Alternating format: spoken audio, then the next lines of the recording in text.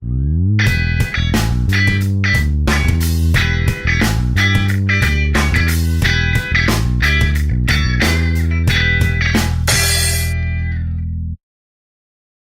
Europa, antes do euro, houve ataques especulativos contra o franco, contra a libra, e os europeus que já tinham desenvolvido o mercado como europeu adotaram um sistema que chamava serpente. A desvalorização de uma taxa de câmbio estava limitada pela desvalorização do outro. Então, se o franco subisse 5%, a libra esterlina podia subir, por exemplo, 3%. Se o franco caísse 5%, a libra esterlina podia cair 3%, não mais. É uma serpente porque todas as taxas cambiais flutuavam, mas umas ligadas às outras. Um episódio famoso de especulação cambial ou de ataque a uma taxa de câmbio é o Soros vendendo libras esterlinas. O Soros, esse grande investidor, que hoje já parece que não está no mercado, que percebeu que a Inglaterra tinha uma grande dificuldade, tinha um nível de atividade muito baixo, alto desemprego, e ao mesmo tempo taxas de juros altas. E a libra, o Banco da Inglaterra tentando segurar. Ele sabia que o Banco da Inglaterra não podia elevar a taxa de juros face aquele nível de desemprego que estava afetando a Inglaterra internamente. Então ele apostou contra o Banco da Inglaterra de que a libra ia se desvalorizar e ganhou bilhões de dólares, né? É um movimento importante na composição do patrimônio do Soros. Mas veja como o mercado ficou liberado. Um investidor individual ganha no processo de especulação, de braço de ferro, contra o Banco da Inglaterra.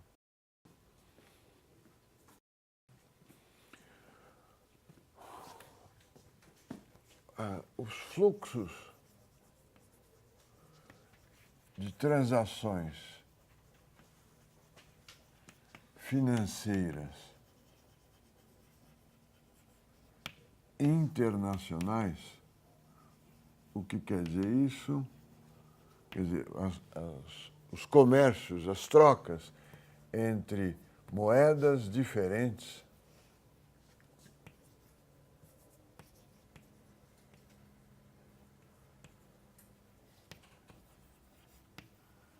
cresce de uma forma espetacular.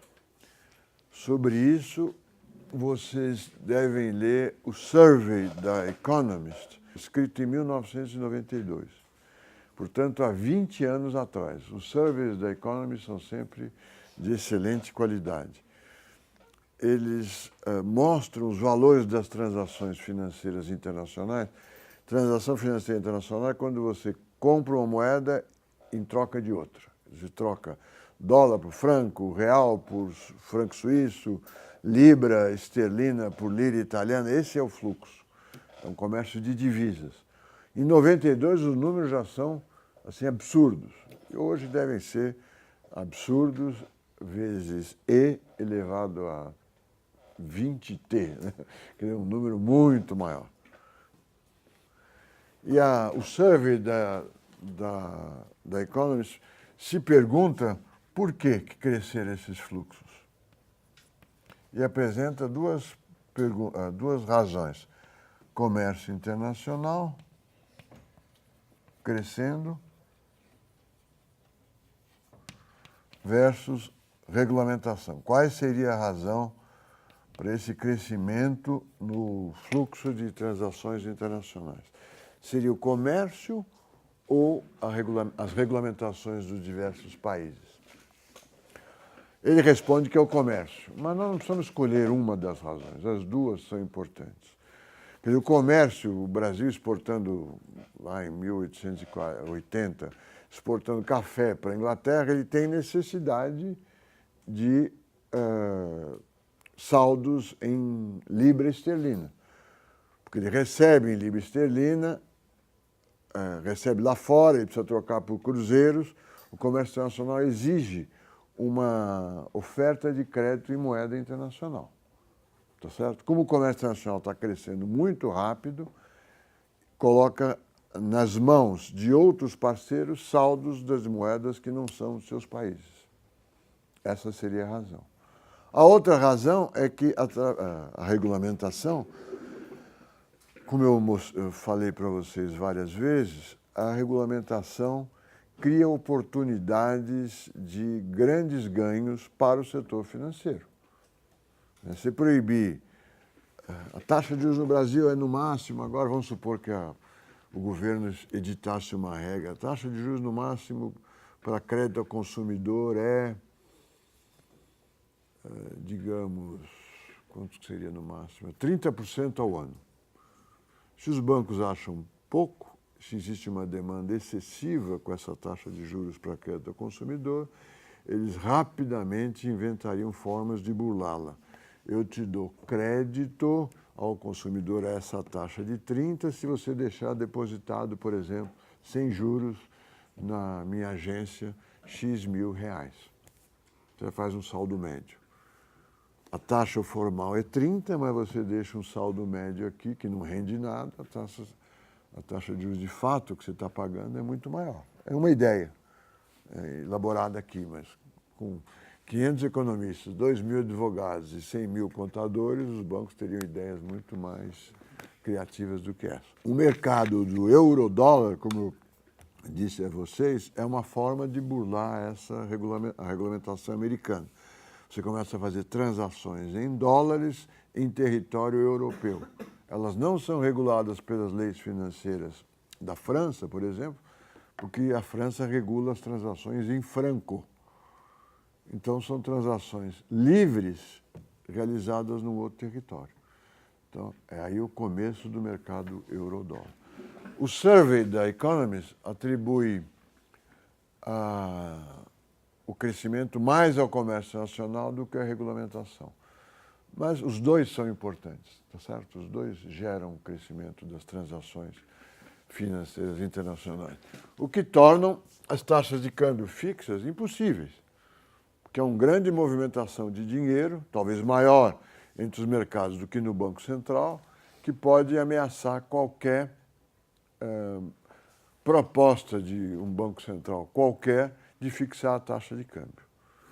Se o Brasil, por exemplo, anunciasse, olha, agora nós vamos trabalhar com a taxa de câmbio fixa, R$2, suponha, ele atrairia uma porção de operações, para qualquer dúvida que houvesse sobre esses R$2, operações especulativas contra esse dólar. É como você entrar num cassino e dizer, eu estou apostando sempre no número tal, ou sou o melhor jogador de pôquer que tem aqui nesse cassino, vai todo mundo vir jogar contra você. Então, gere estabilidade da taxa cambial ou não gere estabilidade da taxa cambial, a taxa cambial flutuante é, nos anos atuais, inevitável, inexorável, tá certo? Pelo volume de negócios que existe entre moedas diferentes. Esse é o mundo em que nós estamos vivendo.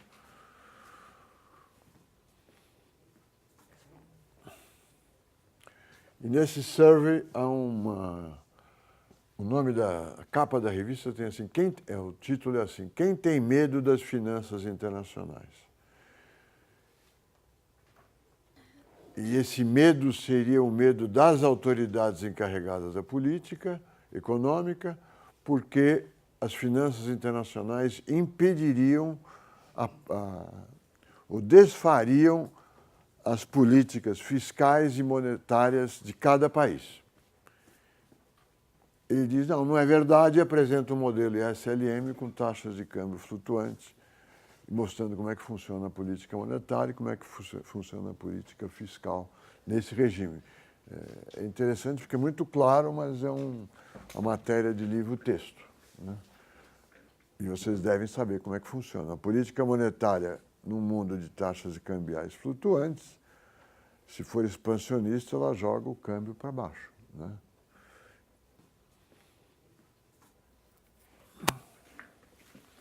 Ela é, portanto, muito poderosa, porque ela, além de gerar um estímulo para a economia interna, ela gera um estímulo decorrente da desvalorização cambial, que aumenta as exportações e diminui as importações. Muito bem. Em termos desta economia de 1980 e 2012, nós temos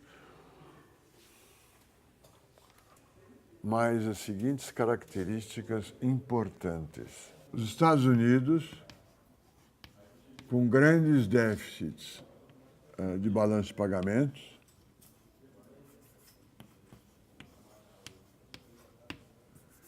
e a China,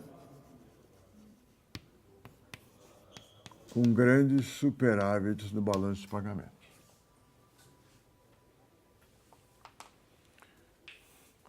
Seria um sistema que, apesar de não ter regras, as regras são estipuladas no FMI, veja, vamos dizer, o desmantelamento do sistema anterior. Você tem o FMI, o G8, que são grupos de 8 países, depois o G20, né, começa a haver organizações paralelas. E os Estados Unidos têm grandes déficits que são absorvidos pelos grandes superávites da China. É um não sistema, ou então é um sistema que funciona. Enquanto existir um país disposto a acumular as moedas, particularmente americanas, que é a China, os Estados Unidos têm o poder de continuar vivendo à custa do resto do mundo. Porque quando você tem um déficit no balanço de pagamentos, você está importando poupanças. Está claro isso ou não? Quando você exporta menos do que você importa, alguém está financiando o teu consumo excessivo. Então você tem a China financiando o consumo americano. Os Estados Unidos reclamam, pelo menos nos fóruns internacionais, que a taxa de câmbio da China é fixa. Este aqui é a taxa de câmbio fixa. E esse aqui é a taxa de câmbio flutuante. Aqui ela cai, né, o dólar fica mais barato, e essa aqui o Banco Central chinês compra a preços fixos. É uma estratégia de crescimento da China, que, como vocês sabem, está sendo muito bem sucedida. Ela tem um modelo de crescimento liderado pelas exportações. O salário é baixo, a taxa de câmbio é fixa, a competitividade do chinês é muito grande. Ele exporta mais, a taxa de câmbio não cai, mas os seus salários, um país, uma população imensa e de salários baixos na maior parte da população. Ele consegue exportar e investir internamente, faz com que o PIB chinês cresça e ele vá agregando contingentes cada vez maiores de chineses na economia capitalista com graus crescentes de renda per capita. É uma revolução comunista, se vocês quiserem, feita à custa dos trabalhadores, não estou criticando, taxa de câmbio fixa e salário baixo, é isso que importa para exportar, né? E assim está o sistema funcionando há muitos anos. E a China hoje acho que já é a segunda economia mundial, mas é um país ainda marcado pela pobreza e pela transformação. E que continua praticando essa política de taxas cambiais fixas que absorvem o déficit americano. Ele tem uma reserva de dólares diversificada agora, muito grande, né, em investimentos com esses recursos estrangeiros no mundo inteiro, na África, propostas no Brasil, na Europa e assim por diante. Apesar da reclamação americana, a reclamação americana é parecida com a reclamação do padrão ouro. Olha, a minha taxa cambial tem que cair muito porque a tua não cai. Tá certo? No regime do padrão ouro,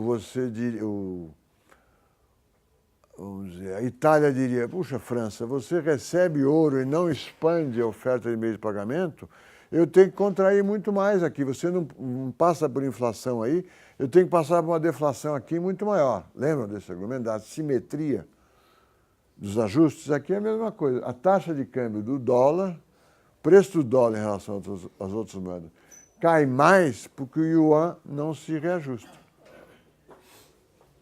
Tá certo? É uma bela reclamação, mas ninguém sabe direito que supõe que o yuan comece a cair, né? Começa a ficar mais caro, aumenta as exportações, cai a taxa cambial do país que está exportando mais. O que aconteceria? A economia chinesa cresceria menos. Será que a americana exportaria mais? O câmbio dela está caindo há muito tempo e a exportação não reage da mesma forma que reagem as importações. Então, é uma reclamação importante. O próprio governo brasileiro reclama, tem um tsunami financeiro, as exportações chinesas invadem o mercado brasileiro. Nós também gostaríamos que o yuan se valorizasse. Só que nós vamos perder mercado da China, porque a China vai crescer mais devagar, se ela valorizar o câmbio. Se o real vai de 1 para 2, as exportações brasileiras tendem a crescer e as importações tendem a diminuir. É um grande impacto na demanda agregada brasileira. Você vira a demanda agregada para dentro da economia, certo? Se ele vai para 1, se vira para fora. O comércio pode crescer, porque está importando coisas, mas a demanda agregada que vai para os trabalhadores brasileiros diminui. Então, esse é o sistema que estamos vivendo, assim, em linhas gerais. Como estamos analisando um momento em que nós estamos inseridos, provavelmente estamos cometendo vários erros, que o futuro só que poderá ver com correção. O que é a crise de 2008? Primeiro, há dois fatores importantes. O sistema financeiro, assim como o dólar, as taxas cambiais, seria difícil mantê-las fixas nesse mundo de tantas transações internacionais, o sistema financeiro passa por desregulamentação, que eu diria que é inevitável. Uma parte dela é inevitável. Pelo próprio crescimento do tamanho do mercado financeiro e pela própria natureza do dinheiro, que nós analisamos longamente em algumas aulas anteriores. O dinheiro é invisível, é anônimo, é líquido, é portátil. Portanto, assim como é tão difícil controlar o dinheiro, como é controlar um vazamento no teto da sua casa.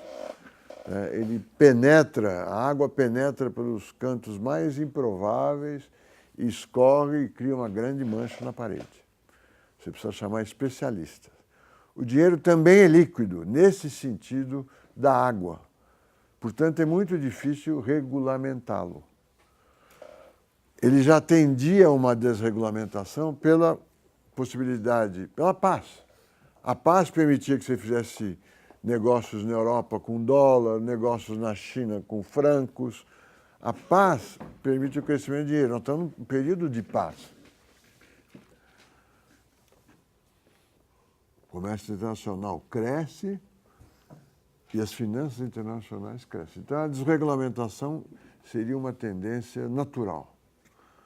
Só que apareceu também um movimento de economistas, de acadêmicos, defendendo a desregulamentação, empurrando a desregulamentação. Nós, economistas, estamos sempre ou tentando segurar ou empurrando o que está acontecendo no mundo real. No caso da desregulamentação financeira, o movimento vencedor foi de empurrar. apareceu a linguagem repressão financeira. Então, eu diria que ele é inexorável, mas a academia e as autoridades, né, que muitas vezes têm um contato promíscuo com a academia, foram contra a repressão financeira. O que vem junto com o renascimento do pensamento clássico, né, depois dos anos 80. A argumentação contra a repressão financeira, a favor da desregulamentação, é que taxas de juros maiores permitiriam capital deepening, o aprofundamento do capital, financiariam projetos com mais capital. Até os anos 80, o mundo inteiro praticava algum tipo de controle de taxa de juros. No Brasil havia uma lei de usura, não praticada muito, mas que, por exemplo, os bancos, para dar empréstimo, eles pediam saldo médio, porque a taxa de juros de empréstimo era controlada, né? Ele captava, o saldo médio não rendia nada, o empréstimo custava X, quanto mais saldo médio você deixasse, maior a taxa de juros está pagando empréstimo. Há um movimento agora de dizer que tudo isso só atrapalha o crescimento do mundo. O exemplo que é usado é o crescimento dos tigres asiáticos. Nos anos 60, aquele artigo do Júlio de Oliveira, quando ele fala em economias pobres, ele fala sul da África, abaixo do Saara, e as economias pobres do Sudeste Asiático. Ele está pensando no Vietnã, talvez, Tailândia, mas esses países, nesse período aqui, passam a ser chamados de tigres asiáticos, crescem muito rapidamente e com uma vida financeira intensa.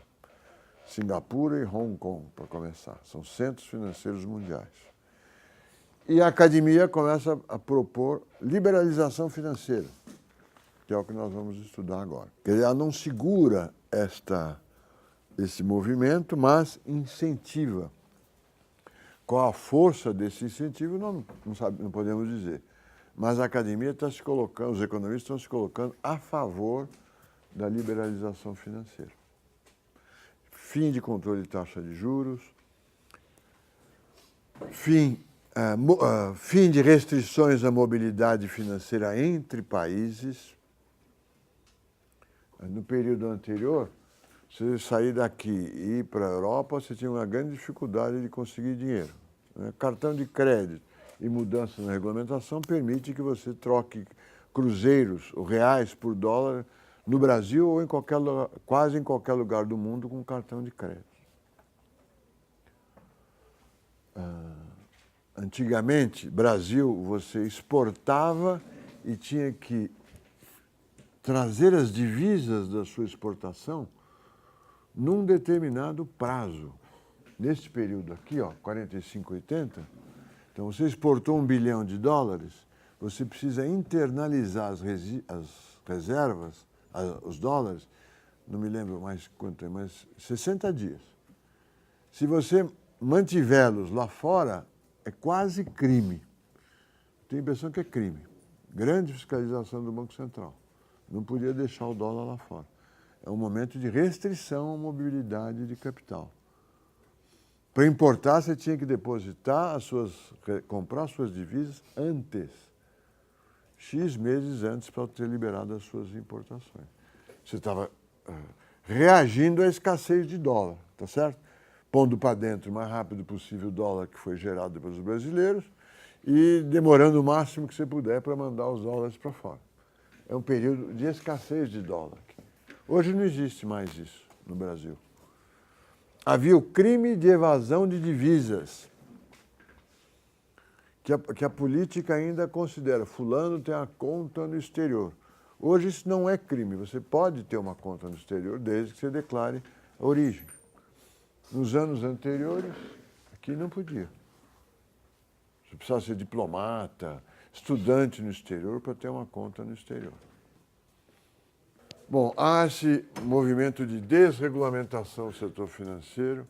Como é que ele funciona? É isso que eu vou mostrar. Bom, há um aspecto desse desenvolvimento mundial que não deveria ser salientado neste curso, mas que é fundamental. É um aspecto schumpeteriano, né? Um aspecto relativo à natureza do desenvolvimento de novos produtos. Um produto novo é lançado num certo lugar, num certo país, por um certo inventor, gerando grandes lucros no início, porque é novo, só ele produz. Ele é copiado, há um processo de difusão e ele se torna, com o passar do tempo, um produto que pode ser produzido no mercado competitivo. O aço, motivo de guerra, a United States Steel, monopolista americana depois da guerra. O aço passa a ser produzido pelo Japão, pela Coreia e pelo mundo inteiro, e hoje é uma indústria suja. Que países que podem não terão indústria siderúrgica. O automóvel é o produto mais importante, um produto muito importante da economia americana. Vem os europeus que não competem fortemente com os americanos. Aí vem os japoneses, que, a meu ver, desbancam a indústria americana, tá certo? Com o toyotismo, né? Com a preocupação com a qualidade. No século XIX, quem é pioneira em estradas de ferro? A Inglaterra. Mas uma vez estabelecidas as estradas de ferro inglesas, ela passa a ter uma desvantagem com relação à Alemanha, que estabelece outras estradas de ferro com a tecnologia mais moderna que a Inglaterra não adotou. E uma vez instalada a tecnologia antiga, é muito caro, não há razões econômicas para você trocar pela nova. Então, além de haver um ciclo de produto, há uma hipótese de que o latecomer, o que chegou depois, tem vantagem sobre o que chegou antes, em termos de tecnologia, de produtividade. Isso explica um pouco esses desequilíbrios financeiros do mundo. Então, o Brasil, quando começou a produzir seu primeiro automóvel, aquilo foi um pulo na indústria brasileira. Estamos produzindo automóveis, em 1960. Hoje, produzir automóvel, primeiro que mudou a tecnologia, não é uma indústria que está no mundo inteiro, né? A Inglaterra começou com tecidos, né? No Marx, o tear mecânico substituindo o tear manual. E vendia tecidos para o mundo inteiro. Comprava algodão da Índia, não sei mais de onde, dos Estados Unidos, e era campeã do tecido. Hoje o têxtil é uma indústria competitiva. A do Brasil está quase desaparecendo por causa da competição com a China. Certo? Quanto mais velha uma indústria, mais competitiva ela é. Agricultura, por exemplo. E quanto mais nova, mais lucrativa ela é. Quanto mais conhecimento tecnológico ela embute. Estou falando isso porque o balanço de pagamentos negativo americano é, em parte, porque a tecnologia da indústria americana hoje é a tecnologia que a China tem, a Alemanha tem, a França tem, o Brasil tem, ela perde competitividade. E ganha competitividade nos serviços, que em princípio não são comerciáveis. Mas é nos serviços que a política comercial americana hoje está preocupada. Direitos autorais, patentes, porque é isso que ela está produzindo. Ela está numa época pós-industrial.